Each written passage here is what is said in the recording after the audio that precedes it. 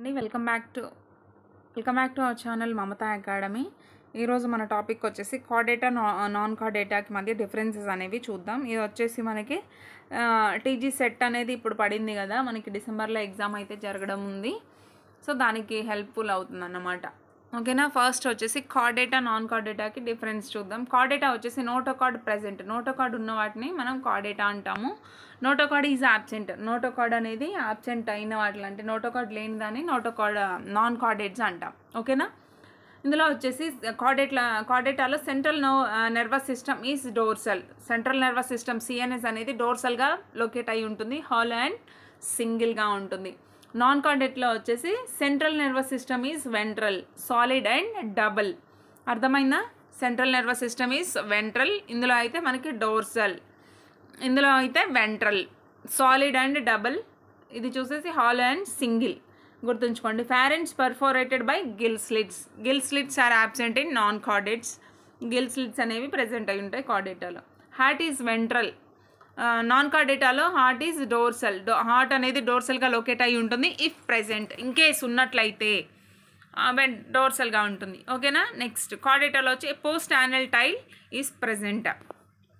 Anal part means మనం tail ఉంటాం కదా, అది ప్రెజెంట్ అయి ఉంటుంది. Post anal tail is absent in the non chordates. కార్డేటాకి నాన్ కార్డేటాకి డిఫరెన్స్ చూసాం కదా. ఇప్పుడు మనం వర్టిబ్రేటాని ఎన్ని టైప్స్గా డివైడ్ చేయొచ్చో చూద్దాం. ఓకేనా. డివిజన్. ఏజ్ఞాత, జ్ఞాతోస్టోమేటా. ఏజ్ఞాత అంటే ల్యాక్ ఆఫ్ జా, అంటే దవడలు లేనివి అనొచ్చు. జ్ఞాతోస్టోమేటా అంటే దవడలు ఉన్నాయి, బియర్స్ జా, దవడలు కలిగినవి. ఓకేనా. ఏజ్ఞాతలో వచ్చేసి మనకి సైక్లోస్టోమేటా అనేది ఒక్కటే ఉందన్నమాట క్లాస్.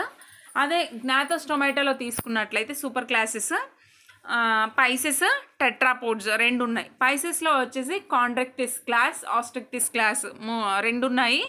అవే టెట్రాపోడ్ అంటే 4 లిమ్స్ కలిగినవి, 4 లిమ్స్ కలిగినవి. ఓకేనా.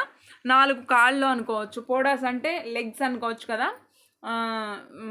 బియర్ లిమ్స్ కలిగినవి. టెట్రా అంటే 4 అని అర్థం. ఓకేనా. ఇందులో 4 క్లాసెస్.